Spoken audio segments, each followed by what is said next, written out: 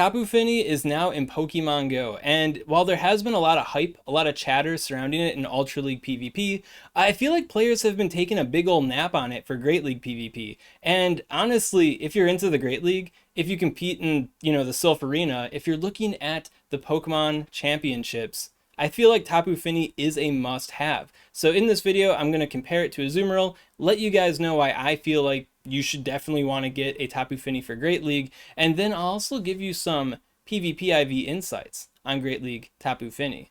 I'll also talk about it a little bit in the Ultra League as well, so let's get into it. When comparing Tapu Fini to Azumarill in Great League PvP, the first comparison, they're both water fairy type Pokemon, and then the next comparison is that Azumarill has the higher stat product. Tapu Fini has about 1900 stat product, Azumarill has about 2300 stat product, so Azumarill is the thicker Pokemon. So that could lead you to believe that Azumarill is going to be the better of, the water fairy Pokemon here, but I feel like Tapu Fini has higher value attacks compared to Azumarill. Azumarill's got the slow charge on the Hydro Pump. Tapu Fini has Hydro Pump access, should it want it, but it also has the low energy cost Surf move. Then they both have Ice Beam, and then when it comes to the Fairy type attack, Azumarill has Play Rough, Tapu Fini has Moonblast, and Moonblast is basically always better than Play Rough, so, higher value move. So then the difference comes down to the Fast move. Azumarill's chance at an advantage. When it comes to Bubble versus Water Gun, both of these attacks are in kind of like a lower tier as far as stat advantage goes for just PvP fast moves, right?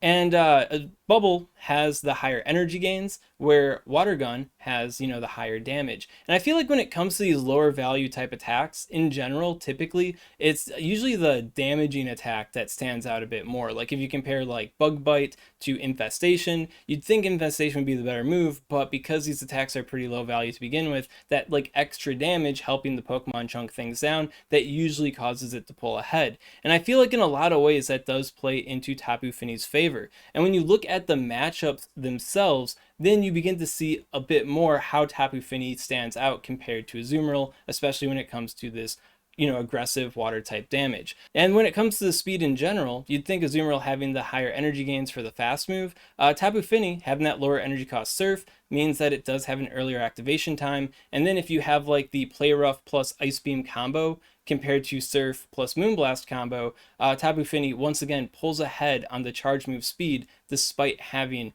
the lower energy gaining fast move. Just taking a basic look at it on the team builder here, you can see where Tapu Fini's advantages start to show up. Having a better Walrein matchup, a better Araquanid matchup, a better Bastiodon matchup, and a worse Skarmory matchup. Now, in Tapu Fini's favor here, right, the Skarmory matchup, this is using just the basic team builder battle, which uses default IVs for the opponents, and the Skarmory matchup for Azumarill is a little bit IV dependent in a way. So I'd say that they are fairly even, but I will agree that the ball is a little bit more in Azumarill's court. But when it looks at the wins here, you don't have to worry about Walrein getting a Powder Snow breakpoint on you, being able to straight Earthquake you, like Azumarill has to worry about. Araquanid, I haven't done an Araquanid video yet, but if you haven't heard, Araquanid can straight Bug Bite, Bug Buzz Azumarill, just crushing it, right? Doesn't crush Tapu Fini. Does not crush Tapu Fini. And then when it comes to Bastiodon, well, this is a Ice Beam Play Rough Azumarill, right? So that, kind of hurts it. But, Bastiodon, you are doing the aggressive water type attacks, and then you're also using Surf, so the super effective damage on this guy. So clearly, Tapu Fini having a good time. And beyond these matchups in particular, another thing I do want to highlight that I don't want swept under the rug here is looking at the Registeel matchup. When it comes to this meta scored thing, you can see with the white dot, that means that it's a very decisive win. If it's a, not a white dot, that means it's a close win, right? And yeah, because you're doing the aggressive water type fast move damage, you got the early activation on the Surf, Tapu Fini puts a lot more pressure on Registeel than what Azumarill does, especially if you consider the bread and butter moveset for Azumarill, which is Ice Beam and Play Rough there. And the same kind of situation comes up for Diggersby as well, because you're doing the fast water with the water on the water. Azumarill, it takes a little bit longer to take out the Diggersby, and because of that, Diggersby has more opportunities to drop heavy earthquakes on it. And then you do also have the opportunity to Water Gun Alola Ninetales a bit harder too. And depending on the quality of your opponent's Alola Ninetales, you could possibly get a fast move breakpoint on it, making that matchup even more clean for Tapu Fini. And in this same kind of vein of thought here, you've got the Galarian Stunfisk matchup and you've got the Shadow Nidoqueen matchup as well. And while these fights are, not great for Azumarill, but they're not super horrible for Azumarill, or at least, compared to Tapu Fini in theory. Once again, the aggressive water type damage and the fast aggressive water type damage that it has on them generally gives it a more comfortable matchup compared to Azumarill. So when you're thinking about, the Play Pokemon Championships or just the meta in general, having a better Registeel, a better Galarian Stunfisk, a better Nidoqueen matchup, that's pretty huge. A better Walrein matchup, big, obviously big. And then Araquanid, we haven't seen it shake up the meta just yet. It just released, so we haven't seen a championship with it. But Araquanid's making some pretty big waves. And, one of these two Water Fairy Pokemon loses to Araquanid, and the other one wins. So I'll let you to take from that what you will. So now that you're presumably sold on the Tapu Fini, let's talk about them PvP IVs. First up, there's an attack breakpoint on Diggersby starting at 114.46 attack. Good news is every single trade IV Tapu Fini, starting from Great Friend and beyond, will have that attack stat no matter what. So it's nothing to really worry about, but if you are doing good friend trades to try to get Tapu Fini in the Great League PvP, that is something to be mindful of. When it comes to Diggersby, I don't think it's the biggest breakpoint in the whole wide world, but it obviously makes farming it down a lot more easy, and it does give you a better 0-1 shield scenario. So they spend a shield, and you're still able to beat its butt, where if you didn't have the breakpoint, then you'd probably have to spend a shield if it spends a shield. Circumstances depending, right? And then when it comes to the defense breakpoint, guess who you get a defense breakpoint on? You get one on Azumarill. Yeah, starting at 156.28 up to 158.16. That'll give you a defense breakpoint against Azumarill. It doesn't flip any of the matchups. Like, your win conditions are still the same, your lose conditions are still the same, but you have more HP after the fight. So I wouldn't say that it's super dire. If you do miss out on this, it's not the end of the world, but if you do get it, then, obviously that's helpful when you're up against your side grade cousin there, right? The 156.28 is based on the rank 1 Azumarill. The 158.16 is based off of an attack weighted Azumarill, specifically the attack weights that I'm going to be recommending in my Azumarill PvP IV deep dive, which should be out tomorrow. So if you're interested in that, hit the bell, get ready, because XL Azumarill PvP IV deep dive is coming. Now, another thing with this defense range, a 156.6 to 158.02 is also good for Mew, Shadow Claw Mew. And I don't know if it necessarily helps the matchups because you do have that mystery box kind of moveset going on from Mew, but obviously taking less damage is taking less damage. It coincides with the Azumarill breakpoint, so you're trying to get that anyways. The big drawback to using Tapu Fini in the Great League is that you have to trade to hopefully fit it in the Great League. Yeah, at level 20, a 10-10-10 IV floor, which is the lowest you can get from raids, it's too big. Tapu Fini will not fit into the Great League, so yeah, you have to trade in order to fit it into the Great League. I think that Tapu Fini's advantages are so large that it is worthwhile, but when it comes to trading these Pokemon, especially since it's going to be a special trade, it can get to be quite expensive.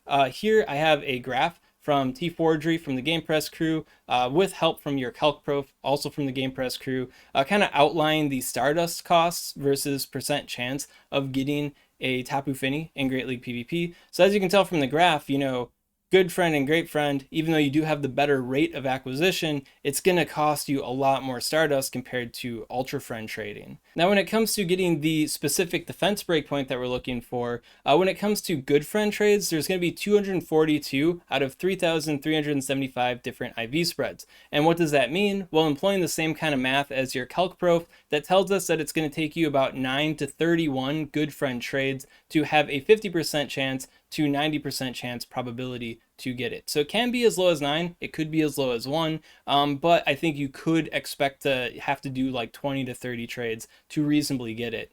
When it comes to Great Friend, the rate doesn't get impacted too much. It's 147 splits out of 2,744, which means that for the 50 to 90% probability, it's going to take 13 to 42 trades. And then when it comes to the Ultra Friend trade, I feel like Ultra Friend is the sweet spot overall, you really don't hurt your chances that much. It's going to be 95 out of 2,197. So the rate for 50% to 90% probability is going to be 16 to 52 trades. Now, 52 is a big number. That is kind of terrifying, but when you consider that is a lower, Stardust cost, significantly lower Stardust cost, and you're going to get the attack breakpoint for sure, and your chances of getting defense breakpoint, isn't too bad either. I think it's well worth it to start lining up some ultra friend trades with people, and then maybe throw some good and great ones in there too, because yeah, who knows? Maybe it'll take you a lot less trading to do it that way. And then here I have a chart from pvpivs.com. This table is showing you all the ultra friend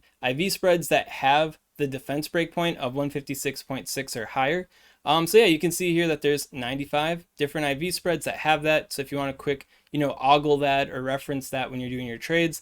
Personally, I think it's a lot easier though to see if they hit above, 1497 or something, and then just kind of plug in the stats when you get home on PV Poke or something like that. But if you want a list to reference, here's the list. And then you can also customize this list too. You can go for good friend trades or great friend trades, right? So you can see all the different IV spreads, but to me, it's just a bunch of numbers on the screen, but a lot of people ask for this. So, link in the description to that. And then, yeah, with best friend trades, this is how baleful it is.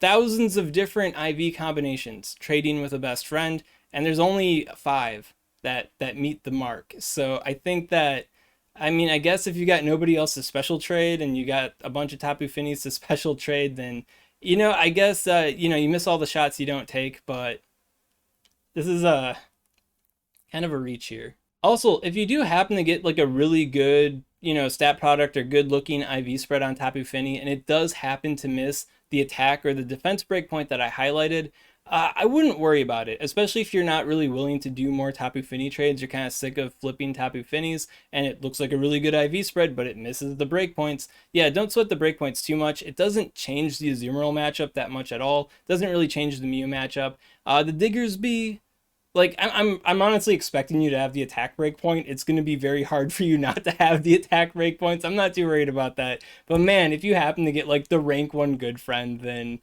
I guess there will be some Diggersby that you do get the attack breakpoint on, because that is compared to the rank 1, which is the max defense Diggersby, so you're probably going to get the breakpoint anyways. And I guess I did say I was going to talk about Tapu Fini and Ultra League PvP.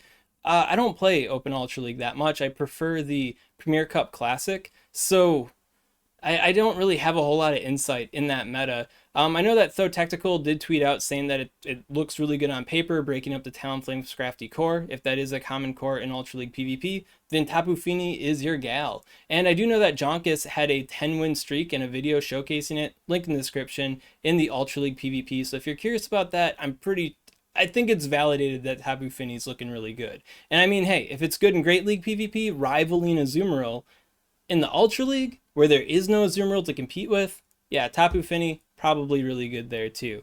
At any rate, if you got any questions on this content, of course, comment below, let me know what's up, and I'll be happy to help you out. And if you enjoyed this kind of content, you want to see more like it, well, make sure to subscribe to SwagTips. SwagTips. I'd also like to give a special shout out to these Patreon supporters. If you want to support Swagman on Patreon, link in the description.